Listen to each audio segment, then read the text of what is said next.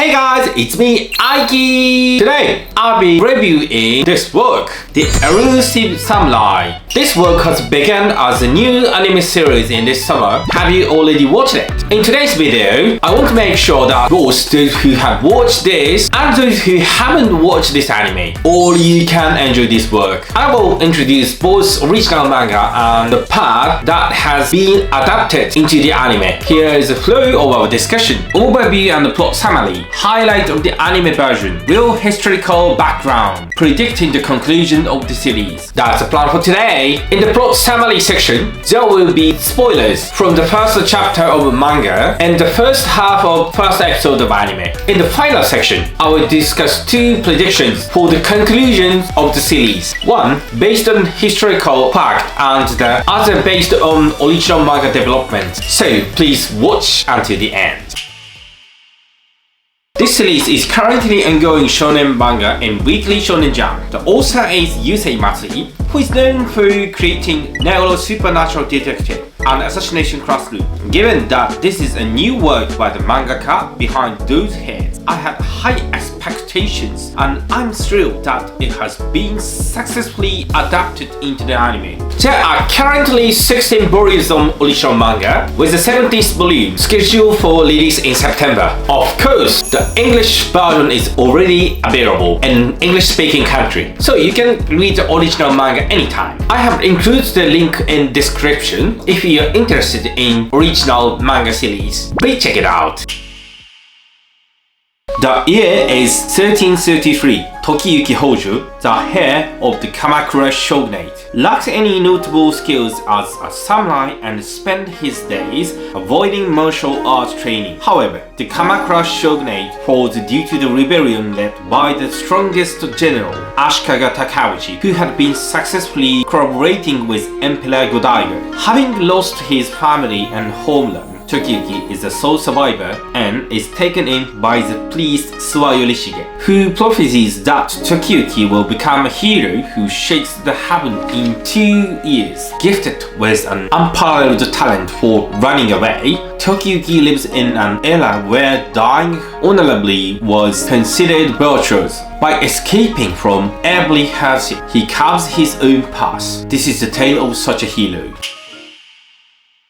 Since this work is based on Japanese history, there might not be many who have read the manga before anime adaptation. However, there's no need to worry. Basic knowledge of Japanese history is not necessary at all to enjoy the series. The quality of anime is excellent. The animation is simply superb, with both the vibrant and serious scene being beautiful portrait. Not only can you enjoy it purely as an animation, but the unique world building and humor of the Matsui sensei are the special touch, ensuring that you won't get bored. Additional information for those who already watched the anime series. In the story, Tokiyuki is accompanied by the priest who can see the future. There are some meta scenes using this future vision that might not be clear to non-Japanese viewers, so let me explain. First, there's a scene involving a wake-up prank that's popular in the future. This was common prank on Japanese TV from about 10 to 30 years ago, where celebrities sleeping in their hotel rooms are surprised early in the morning and their wake-up reaction are filmed. This scene parodies that concept. Second, there is a scene involving a future version of Sugoroku, which refers to a video game called Momotaro Dentetsu. This game is like Monopoly, played on a board shaped like the map of Japan. The goal is to reach a designated train station, and whoever is furthest from the goal gets saddled with King Bombi, a poverty god. When someone else reaches the goal, Japan's polytheistic belief system includes the concept of a god of poverty, which are the human touch of the game. Next, let's talk about depiction of daemon, Oni. Oni are mythical creatures in Japanese folklore. Traditionally, it is said that humans who becomes increasingly evil and commit heinous acts transform into Oni. In this series, there is a scene where Tokiyuki's half-brother Kuniyoshi, who is related to the Hojo family by marriage, betrays Tokiyuki for bounty and attempts to murder him. This scene vividly portrays the transformation of the person into an Oni. Having some knowledge about Oni helps fully understand the intention behind the animation in that scene. It highlights the theme of human corruption and the metaphorical transformation into a demon.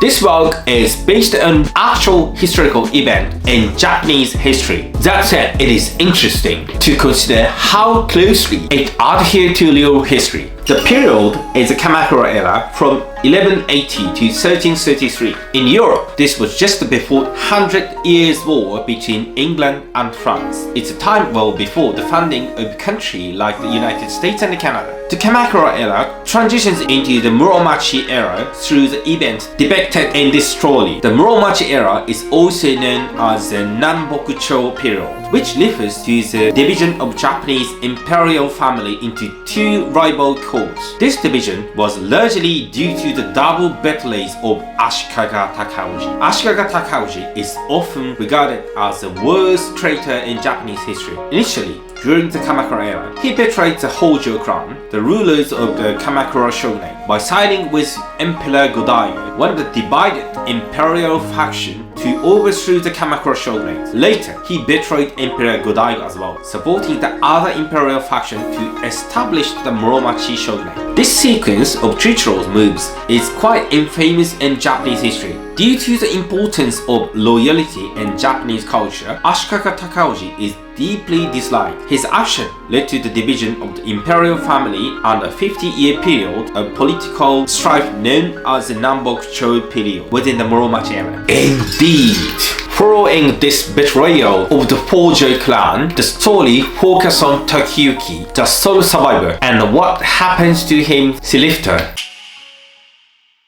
Looking back at the real history, some of you might have realized that Ashikaga Takauji betrays the Kamakura shogunate and the Muromachi period begins. In history, Takauji continues to live on afterwards. So, what happened to Takayuki? We can't change that real happened in history. But what kind of fate would the protagonist of this manga face at the end? I have two predictions for the conclusion of this story. The story ends faithfully to historical facts. Historically, after many escapes, Takayuki managed to briefly reclaim Kamakura, but in 1353 he was captured and executed at the age of 20. If the story ends based on these historical facts, it will result in a tragic ending, which is quite unusual for the shonen manga. However, readers who are familiar with history may appreciate this ending from a more detached perspective. The story provides Takayuki with a fate not depicted in historical record. In history, Takayuki was executed, but the story might depict a scenario where a body double was executed, or Takayuki managed to escape. In this case, the Muromachi shogunate might split the story that the execution was carried out successfully to cover up their failure. In reality, Takayuki escapes and lives out his remaining days in peace. This ending seems more possible to me. Also, he fails in his revenge. He finds happiness with the companies he gained along his journey, which would be a fitting conclusion for shonen manga. Today, I reviewed the anime that has been generating a lot of buzz, the Elusive Samurai. It's quite moving as a Japanese person to see work based on Japanese history being appreciated in the other country. If you haven't watched the anime or read manga, I encourage you to explore the world of Elusive Samurai. Please leave your thoughts on the series and any questions you have about Japanese history from that period in the comments. Don't forget to subscribe to the channel and turn on notifications. Woo! Manga and anime is really amazing. またねー!